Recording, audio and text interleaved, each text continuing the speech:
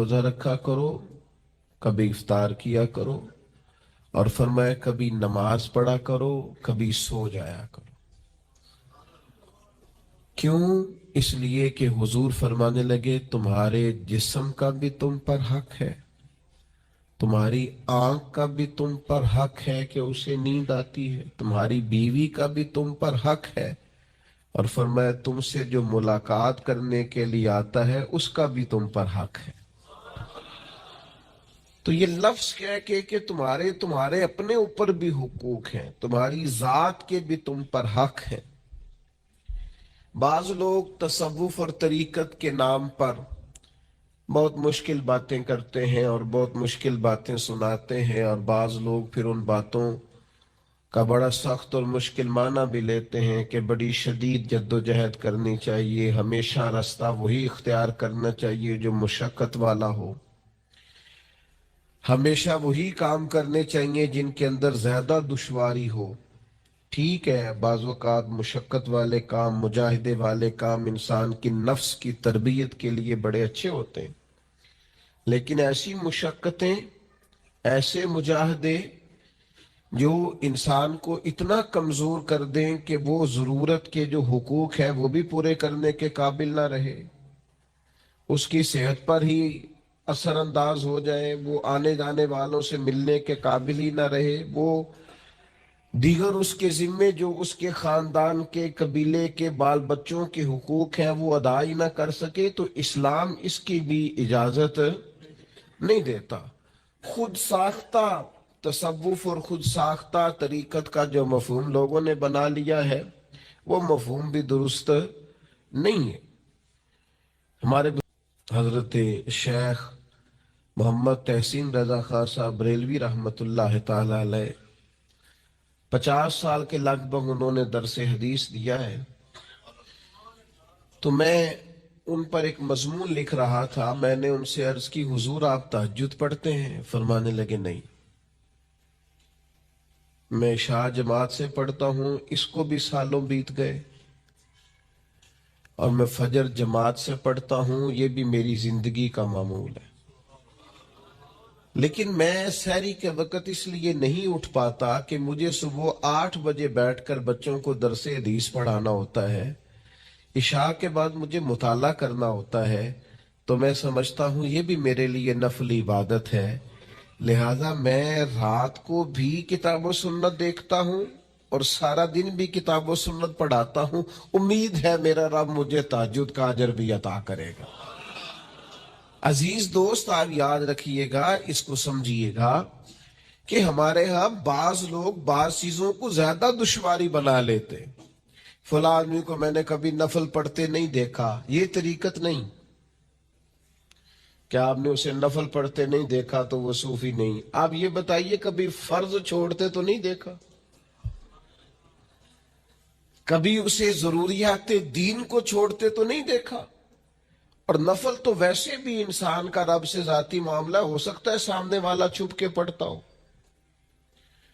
हो सकता है वो किसी ऐसे लम्हे में पढ़ता हो जब वो समझे कि इस वक्त मुझे तन्हाई मुयस्सर है। तो हुजूर ने फरमाया तुम्हारे नफ्स का भी तुम पर हक है। जिन जिन चीजों को अल्लाह रसूल ने जायज करार दिया है वो कोई शख्स भी इस्तेमाल करता है तो उसको कोई शख्स नाजायज कर सकता नहीं, किसी को भी उसका इख्तियार और हक हासिल नहीं है। बल्कि सही बुखारी के अंदर सैयदा आयशा सिद्दीका रदी अल्लाह ताला अन्हा की एक रवायत मौजूद है। आप फरमाते हैं नबी पाक सल्लल्लाहु ताला अलैहि वसल्लम ने कोई काम किया, बाद में रुखसत दे दी, इजाजत दे दी, फरमाया चाहे करो चाहे ना करो, न करने की इजाजत दे दी, पहले सरकार ने किया। तो बाज लोग ऐसे थे जिन्होंने उस रुखसत से फायदा नहीं उठाया, वो काम करते रहे। हुजूर ने इजाजत दी थी लेकिन उन्होंने उस इजाजत से फायदा न उठाया। तो नबी करीम अलैहिस्सलाम को जब इस बात का इल्म हुआ तो महबूब ने अल्लाह की हम्द की और हुजूर फरमाने लगे ये बाज लोगों को क्या हो गया है कि वो उन कामों से बचते हैं जो मैं करता हूं। یعنی جس رخصت اور گنجائش پر میں عمل کر رہا ہوں اللہ کا محبوب ہو کے، وہ اس چیز کو چھوڑ رہے ہیں، اس سے اعتراض برت رہے ہیں، حالانکہ میں اجازت دے رہا ہوں۔ اور پھر اللہ کے حبیب علیہ السلام نے کیا خوبصورت انداز میں اس سارے مفہوم کو اتنا سمیٹا کہ اس کو ہمیشہ کے لیے بند کر دیا۔ اللہ کے محبوب فرمانے لگے، مجھے اللہ کی قسم، میں تم سب سے زیادہ رب کو جانتا ہوں اور میں تم سب سے زیادہ اللہ سے ڈرتا ہوں۔ تو جب میں کسی گنجائش پہ عمل کر رہا ہوں، جب میں کسی ضرورت پر عمل کر رہا ہوں، وہ یہاں ایک دوست تشریف لائے ہمارے پاس، تو وہ ہمیں مشورہ دینے لگے کہ آپ کے ہاں بچوں کو چھٹی ہوتی ہے تو وہ تقریباً 1.5 دن بنتا ہے، ظہر کی نماز کے بعد ہفتے کو وہ چلے جاتے ہیں اور اتوار کا سارا دن وہ چھٹی میں رہتے ہیں، تو یہ 1.5 دن پورا ان کا ضائع ہوتا ہے۔ تو یہ تو معاملہ ٹھیک نہیں ہے، اس طرح تو ایسا ہے نا کہ مدارس دینیہ میں کیا کام ہے چھٹی کا؟ تو میں نے ان سے کہا ہو سکتا ہے مدرسے کے طالب علموں کو بھی نیند آتی ہو سکتا ہے ان کا بھی کبھی کسی گراؤنڈ میں جا کے کھیلنے کو جی چاہتا ہو سکتا ہے یہ بھی اسی طرح کے لوگ ہوں جس طرح کے عام بچے ہوتے ہیں، ہو سکتا ہے وہ ساری خواہشات ان کے اندر بھی پائی جاتی ہوں جو باقی لوگوں کے اندر پائی جاتی ہیں۔ آپ وہ پابندیاں کیوں لگاتے ہیں جو پابندی اللہ رسول نے نہیں لگائی؟ جس چیز کو شریعت نے بین نہیں کیا، ہم کون ہوتے ہیں اس کو بین کرنے والے؟ سمجھیں؟ ہاں ایک بات ضرور ہے، ہم اپنے وجود کے مالک نہیں ہیں، اس کا مالک اللہ ہے۔ وہ خالق ہے، ہم مخلوق ہیں۔ وہ معبود ہے، ہم اس کے عابد ہیں۔ وہ ہمارا مالک ہے۔ ہمیں اپنے نفس کو، اپنے وجود کو اس کی فرما برداری میں رکھنا۔ نفس کے حق کا یہ مطلب نہیں ہے کہ خواہش نفس میں اگر کوئی ناجائز چیز پیدا ہوتی ہے تو اس کی تکمیل کے لیے بھی ہم دوڑ پڑیں گے، اس کی شریعت کے اندر اجازت نہیں ہے۔ اجازت اس بات کی ہے کہ جن چیزوں کو شریعت نے جائز قرار دیا ہے، آپ اگر ان کا حصول چاہتے ہیں، آسانی چاہتے ہیں، تو آپ ضرور ان کو اختیار کریں، کوئی منع والی بات نہیں ہے۔ میں نے کہا بعض لوگ نا بعض چیزوں پر شدت کرتے ہیں، یعنی نبی کریم علیہ السلام کے صاحبزادہ گرامی حضرت ابراہیم علیہ السلام کا وصال ہو گیا تو نبی کریم کی آنکھوں میں آنسو آ گئے۔ تو ایک شخص نے حضور سے کہا یا رسول اللہ آپ بھی روتے، آپ تو صبر کا درس دیتے، لیکن یہ کہ جو انسان پر اللہ تعالیٰ نے کچھ فطری محبت رکھی آپ اس کو بھی قبول نہیں کرتے بعض لوگ، تو کچھ لوگ بعض لوگوں پر زیادہ شدت کرتے ہیں، بعض لوگ بعض چیزوں کے معاملے میں زیادہ شدت کا۔ حضرت عمر کو نبی پاک نے کچھ نذرانہ دینا چاہا، ہدیہ دینا چاہا۔ ایک ہے آپ کسی سے مانگتے ہیں، ایک ہے کوئی آپ کو دیتا ہے، ان دونوں باتوں میں وہ جو تحفہ لینا دینا ہے اسے تو حضور نے فرمایا محبت بڑھتی ہے۔